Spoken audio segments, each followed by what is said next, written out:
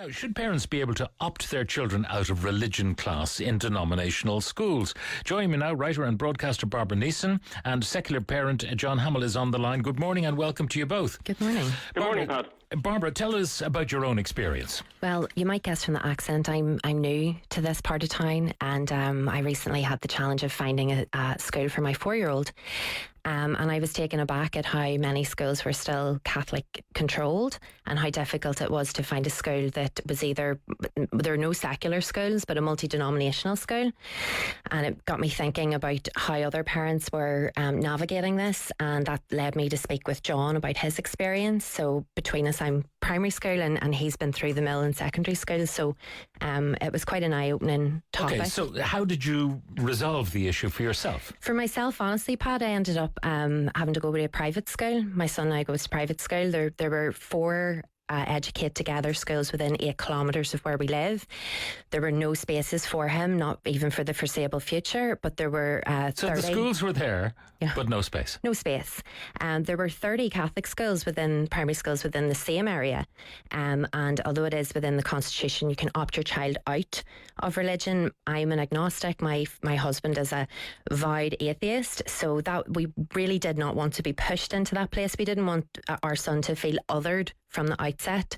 So he now goes to a very nice multi-denominational... But at a price. At a price, Pat, at a price. Now, in terms of your investigation of those 30 denominational national schools in your area, did any of them have, written policies that you could actually consult and say, yeah, that would suit my kid? Or how many children are opting out of religious education classes, so you would find out whether or not your child would be a solitary person or whether one of a gang? Well, where we actually are located, there's the highest concentration of those without faith on the whole island of Ireland.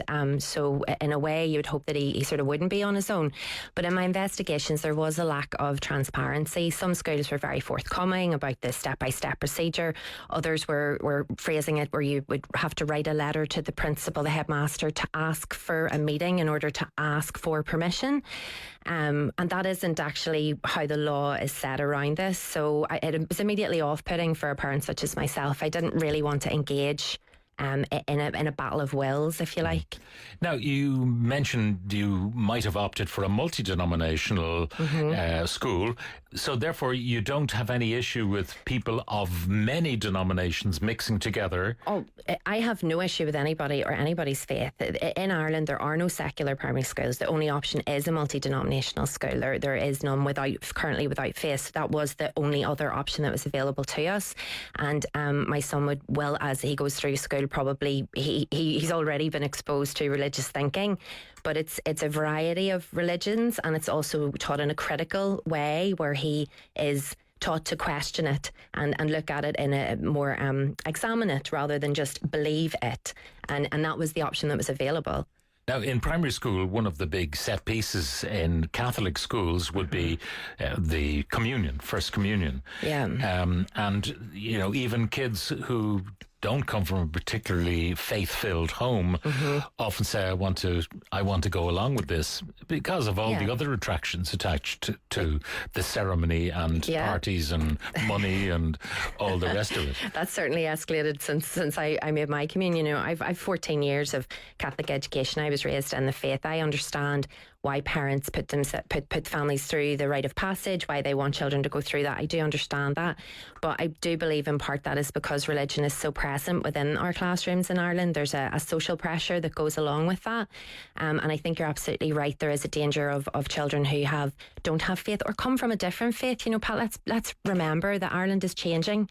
It's changing in a very dynamic and interesting and exciting way, but that is bringing a lot of different faiths, a lot of different mindsets to Ireland. And I believe our education system, in order to be future-proof, in order to get the most out of our incredible talent here, really has to be embracing of that difference. And I do believe strongly the only way to embrace that difference is to remove a hierarchy of faith within education. Do you believe that religious education, which could happen on the school premises, would be best served out of school hours? My own personal view is yes, I do. I believe that it should be I was always raised, my grandmother would say that your faith is between you and your God. Don't let the church get in the way. And I believe it's kind of the same when it comes to education. Our children, if a family wants to raise and has total right to raise their child within their faith, I just believe that should be within the church, within a religious educational space. Now, from your accent, are you from Northern Ireland? I'm a Belfast girl. So there will be people saying, hey, go fix yourselves in Northern Ireland first, because there's, hugely sectarian divides in education. But this is the funny thing, Pat. I hear this a lot, but the difference in the North is we look directly at our segregation. We have no choice. We know that it's there. And what I would say is, if you actually look at the statistics, at the figures, I think that the South should really be thinking twice before pointing fingers. They have, we in the North have 47 integrated primary schools for our population, which is less than 2 million. Here we have 96 falling within that, so less than, significantly lower than it should be. And we have both got the same number of post-primary integrated schools at 21. So even though the population in the South is... So I absolutely agree that segregation in education is a fundamental issue, but it is an island-wide issue. It is unfair and incorrect to point the finger solely at the North on this. Now, John, you have already been mentioned in dispatches, so tell us your experience. Pat, I'm based in Monaghan. Unfortunately, we don't have an Educate Together school in the entire county, so I have 4 kids. They're all at the same Catholic school, and myself and my wife let them make up their own minds about religion. So 2 of our kids have decided at various times that they don't want to attend religion classes, and 2 are happy to continue in those classes. So the point of contention with the school when some of my kids decided not to attend was exactly what Barbara just mentioned. We had to go off to a behind closed doors negotiation with the principal. And the first thing the principal said was that if they're not participating in the religious instruction, that he would have to approve what other materials they wanted to read. As my son's a big fan of the Darragh O'Brien popular science book, so at the time he was reading one called Beyond the Sky, You and the Universe, and that's what I suggested to the principal. But that wasn't acceptable. They said they had to read something to do with philosophy or spirituality. So he told me the only way that my kid could read a science book during that class is that if I came to the school, signed him out, and first escorted him off the premises, and only when he reached the gates at the bottom of the lane, then he would be able to open the science book. And if you just think about that for a second, I mean, this was an educationalist. This was a secondary school principal. Sounds like Ron DeSantis in Florida rather than someone in this benighted republic of ours. That's extraordinary stuff. It's just appalling. So how did you resolve the issues, given you've got 2 who would opt in, and maybe you can explain how that works, because you might end up with 2 children at home who grossly disapproving of their parents' laissez-faire attitude. As I said, it's much like Barbara, myself and my wife wouldn't necessarily have the same view on all religious issues. I'm happy to describe myself as an atheist. I don't think my wife would use that word. And the kids are happy to make up their own minds. And in terms of how I resolved it, what I did was I downloaded from Google Classroom the religion materials that had been presented to my son, many of which, just as an aside, I found to be just incredibly dishonest. But what was relevant to my situation was that they had been teaching in religion classes titled The Big Bang and the Christian View of Creation.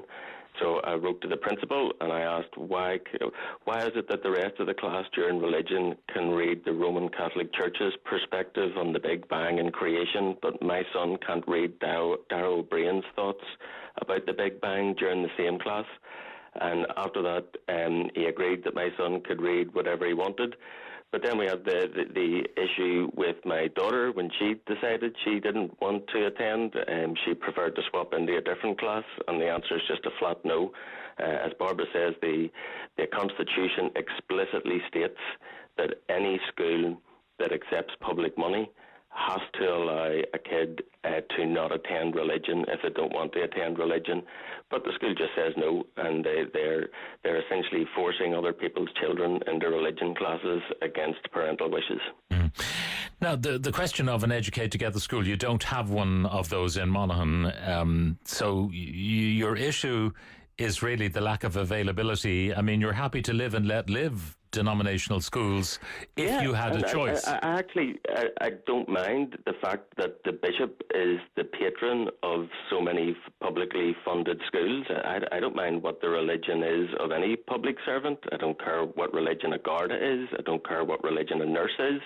And why would I care what religion a school manager is? My issue is that the schools that accept public money should abide by the law and abide by the Constitution. And what the law and the Constitution says is if you accept public money, you have to respect the right of people to not attend religion classes. And they're just, unfortunately, abusing that right. It would resolve a lot of the difficulties if schools were forced by the Department of Education to lay down policies which would be available to all comers to inspect, policies and protocols. Yeah, well, that has been done already. In the Admissions to School Act, there's a legal requirement on all schools to publish the arrangements for the kids that don't want to attend religion classes. But as Barbara says, instead of publishing the arrangements for kids, what they do is they prescribe what process the parents have to go through, and that process is a behind closed doors meeting with the principal. So again, it's exactly the opposite of what the law requires, the transparency that the law requires schools must give to parents. But you can perhaps understand that there might be a herd instinct. So two of the lads decide, I'm not going to attend this stuff, and the rest of the lads say, well, football is much more attractive, really, than learning about the Bible. I think that's exactly right, Pat. And in fairness to the Irish Episcopal Conference, they've described exactly that to the minister with this question of attending alternative classes instead of religion came up. They wrote to the minister, and I'll just quote two sentences from their letter. They say, while we are respectful of those who opt out of religion, we are equally clear that those who continue with religion should not be disadvantaged in terms of the examinable curriculum. This would be the case if schools offered an additional class on the examinable curriculum to those who do not take religion. So what the bishops are accepting is if you spend 2 hours a week in religion class instead of the junior cert or leaving cert science and maths class, that there's an academic handicap there. What they're insisting is that the minister must apply that handicap to the non-religious kids too, in case the non-religious have an advantage. And that's why kids are forced into religion class, because there would be an advantage. Yeah. I mean, you think about how many people around the country there would be expense involved in providing alternatives. If you've got, say, a class of 25 students and half of them decide to opt out of religion, that's 12 people who've got to be supervised for the duration of that class. So there's money involved here. My daughter is instructed that she must sit at the back of the religion class, and what she asked was if she could sit at the back of the science class instead. And it just in that one individual case, they said no. And the reason they're saying no is exactly the reason that you're describing, Pat. If everyone could see the advantage of not attending religion and attending other classes instead, then everyone would want to do it.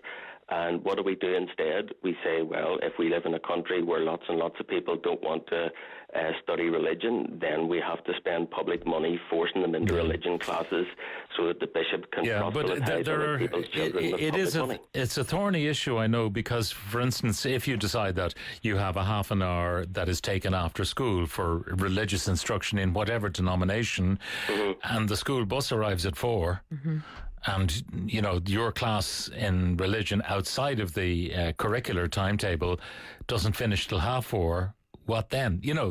But it is complicated. It's no different to kids take part in all sorts of activities that are prescribed by their parents outside of school time, and it should not be the worry of educators or the place of educators really to facilitate religious education during school time. It just, for me, it immediately sets kids apart. It's coming at the problem from the wrong angle.